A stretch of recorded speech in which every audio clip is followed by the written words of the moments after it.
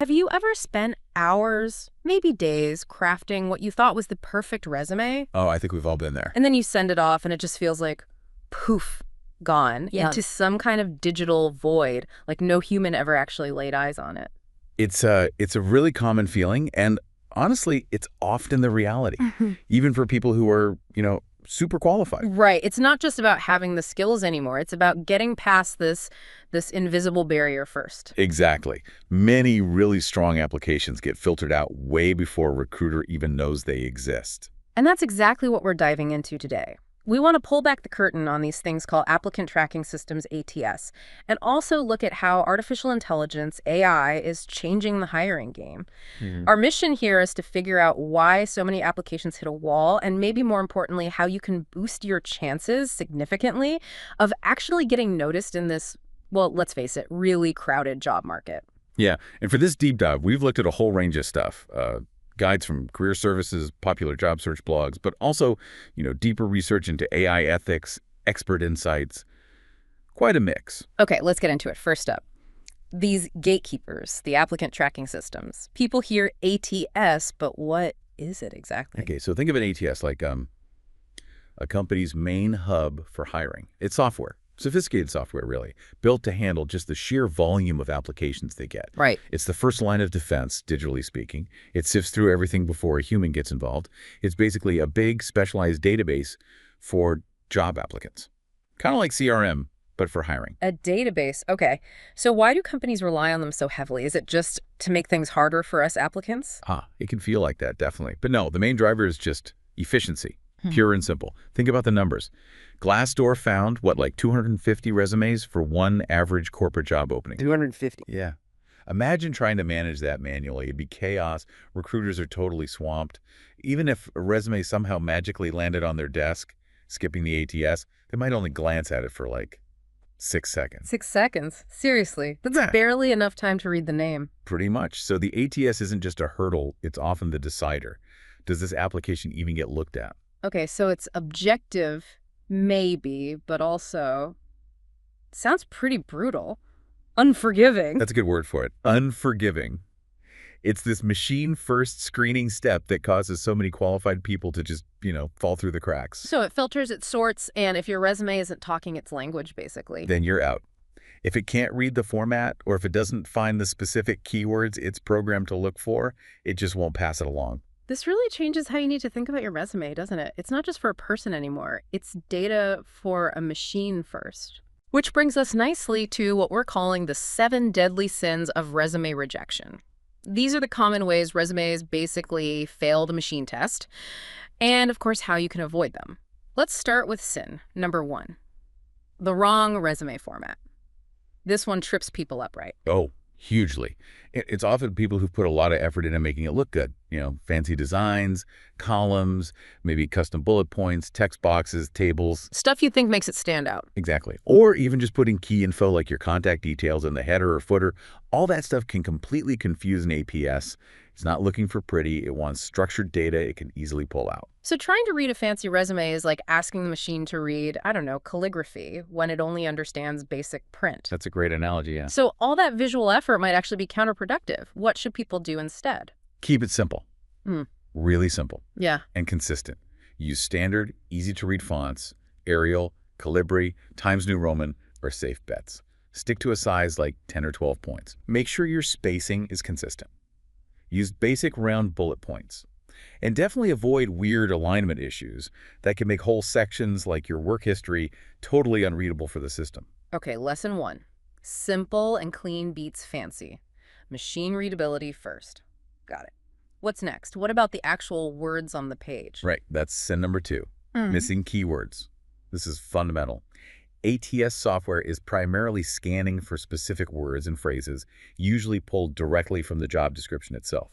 So if the job description mentions project management and budget oversight, your resume better mention those too. Precisely. If those terms aren't in your resume, the ATS might just assume you're not relevant, even if you have the experience. It's like sending a cover letter, in Spanish for an English-speaking job. So it's not about just stuffing keywords in there randomly, though, right? That sounds like it would look bad to a human. Exactly right. No keyword stuffing. That looks terrible and recruiters hate it. You need to read the job description carefully, pick out those key skills and responsibilities, and then weave them naturally into how you describe your experience and accomplishments. So show, don't just tell. Use the keywords in context. Yes, show how you use those skills to get results. The ATS spots the keyword, the human sees the impact. Okay. Makes sense. Sin number 3, wrong file format. This sounds basic, but I guess people still mess it up. They do. Always submit your resume as a .docs file, a Word document, or a text-based .pdf. Text-based PDF. What does that mean? It means the text in the PDF can actually be selected, copied, and pasted. If you scan a paper resume and save it as a PDF, it's often just an image file. The ATS sees a picture, not words. It can't read it. Ah, okay, so no image PDFs. And what about the file name? Keep it simple and professional. Something like first name, last name -resume.docx. Or maybe add the job title. Don't call it my resume 3 final.docx. It's a small thing, but it shows you're paying attention. Good tip. Okay, sin number 4. Abbreviations. Are they always bad? Generally, yeah, you should lean towards spelling things out, especially for degrees or certifications, right? Bachelor of Science, not just BS or Project Management Professional, not PMP. Why? Won't the system know PMP? It might, but it might not, especially if the job description spelled it out. The ATS is often looking for an exact match. Why risk it?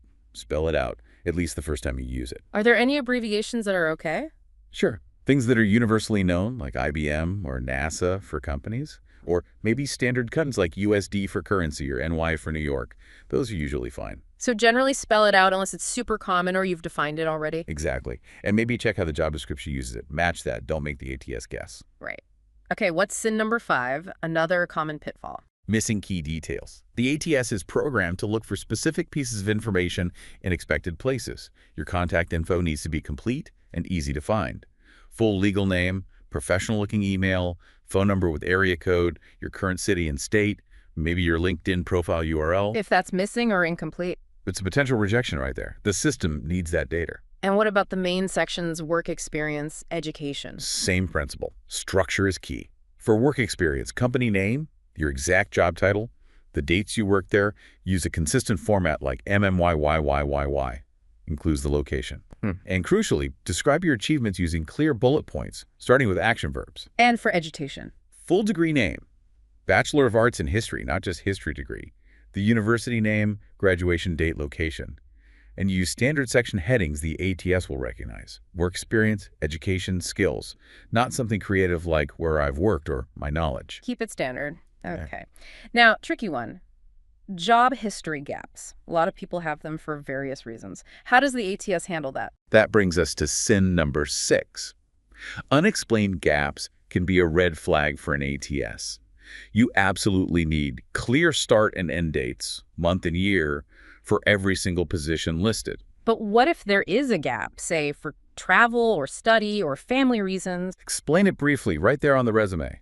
You can have a short entry like career break for professional development or full-time parent caregiver with the dates. The key is accounting for the time. An unexplained gap makes the system and later the recruiter wonder what you were hiding. So acknowledge the gap. Don't just leave a blank space. Precisely. Okay, and the final one, deadly sin number 7. This feels like it should be obvious, but... It's amazing how often it happens. Not following instructions. This is probably the easiest way for companies to quickly cut down the applicant pool. How so? The job posting might have very specific instructions, maybe certain file naming convention like last name job title 2025.pdf, or a strict page limit. Submit a maximum 2-page resume. And if you send 3 pages... You're likely out. Immediately. Doesn't matter how good you are. It just signals you either didn't read the instructions carefully or you didn't care. Neither's a good look. Ouch. Okay, so that's a critical final check. Read everything. Absolutely. So if we kind of boil all that down, the big takeaways for getting past that initial ATS screen are... Number 1, tailor your resume every time. Use the key words from that specific job description. Number 2, keep your formatting super simple, super clean. Think machine readable first. And number 3, double, triple check and follow all the application instructions. Tailor, simplify, follow instructions. Got it. That seems like a solid foundation. Doing just those three things will dramatically increase your odds. Okay, so we've got the basics of ATS covered, but you mentioned things are changing fast, especially with AI getting involved. It's not just about simple keyword matching anymore, is it? No, not at all. We're moving into AI-powered ATS. These systems use machine learning, natural language processing. They go way beyond just tracking keywords. It's really a new era in hiring. And this is where the work of your colleague, Kevin Brake, comes in. You mentioned his research. Yes, Kevin's done some fascinating work looking at this evolution.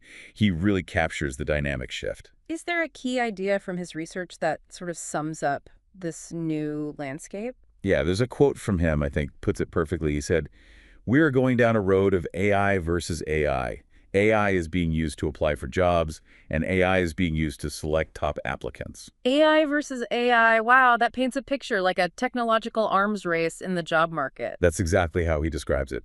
Both sides, job seekers and employers, are using increasingly sophisticated AI tools. So if it's an arms race, let's talk about the employer side first.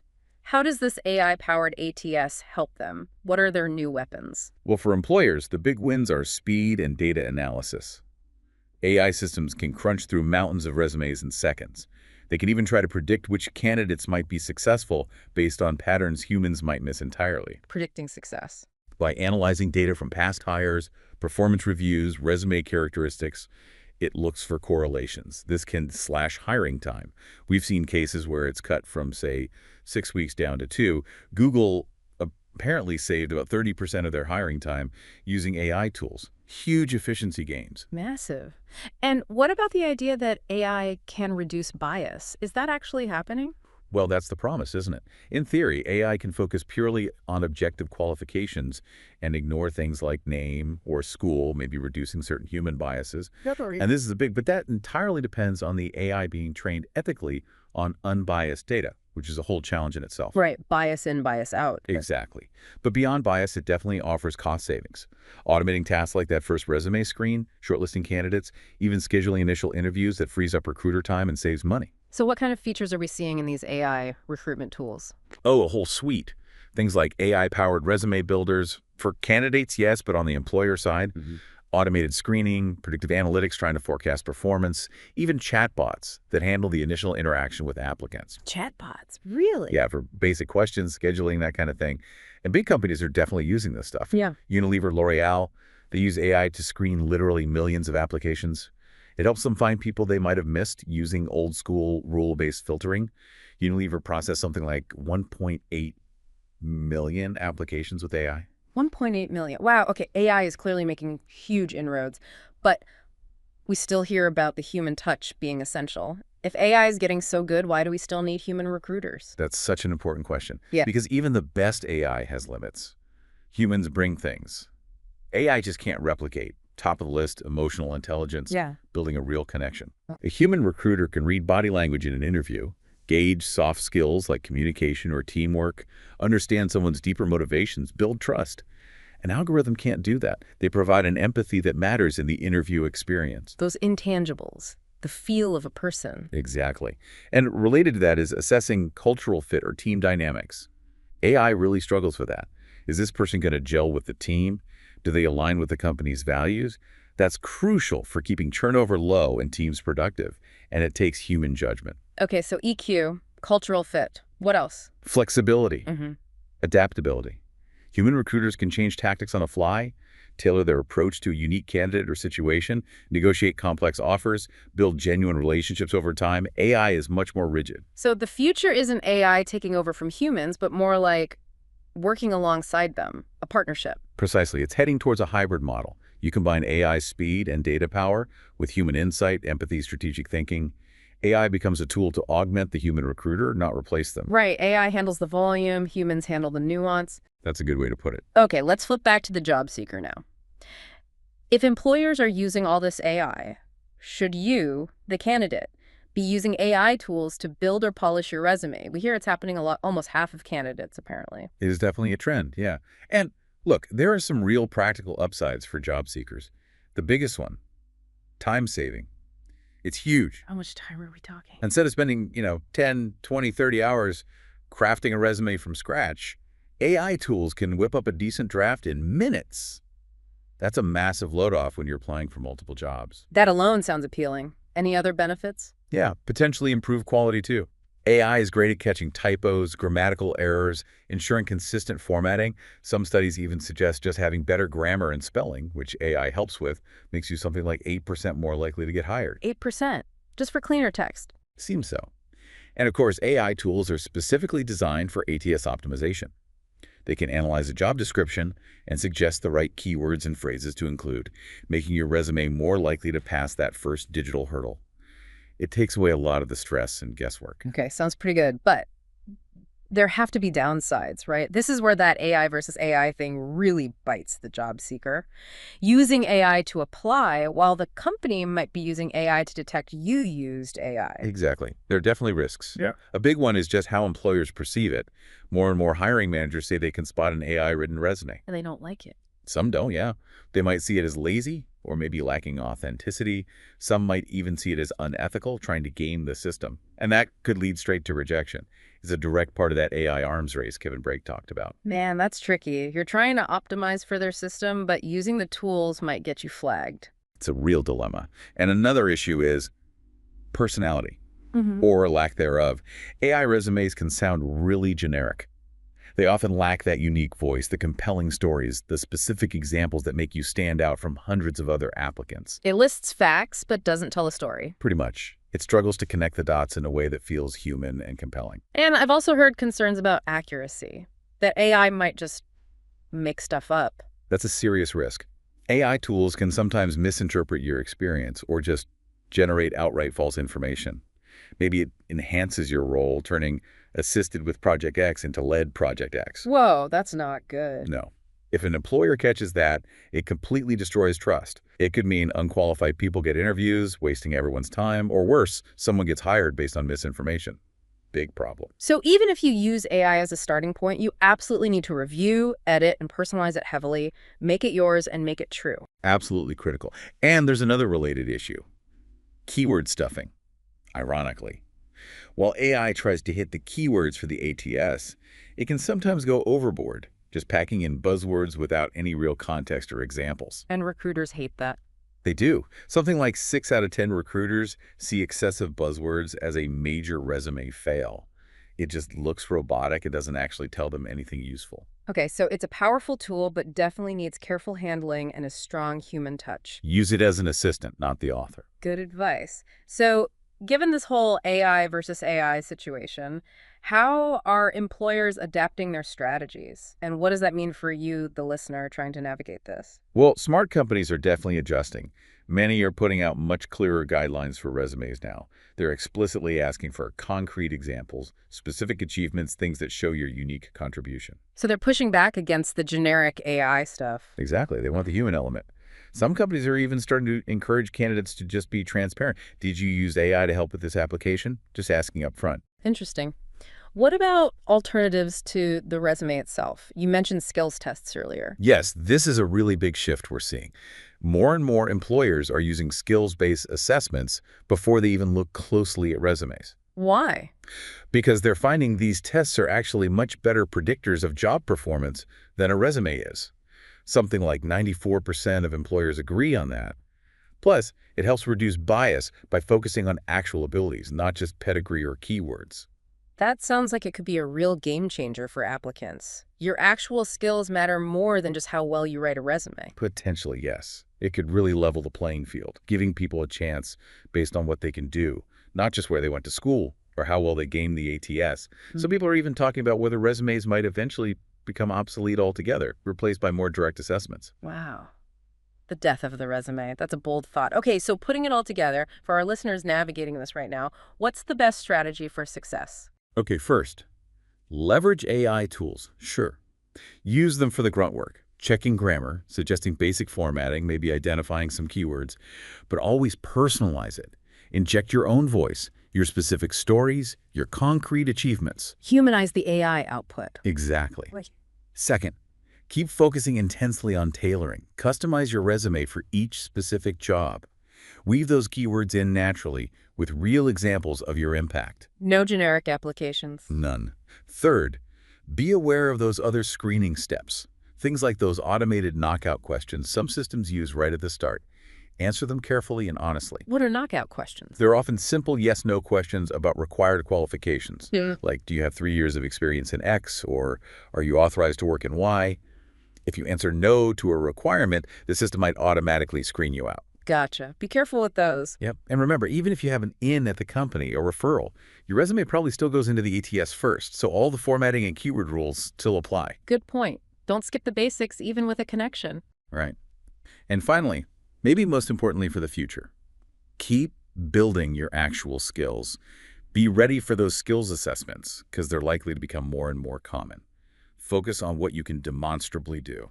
This has been incredibly insightful. It really feels like the whole landscape of applying for jobs is shifting under our feet, doesn't it? With AI speeding everything up, changing the rules. It really is evolving rapidly. But it sounds like the fundamental goal hasn't changed that much. It's still about showing your genuine value, your unique skills, just maybe in ways that both machines and humans can understand now. Well said.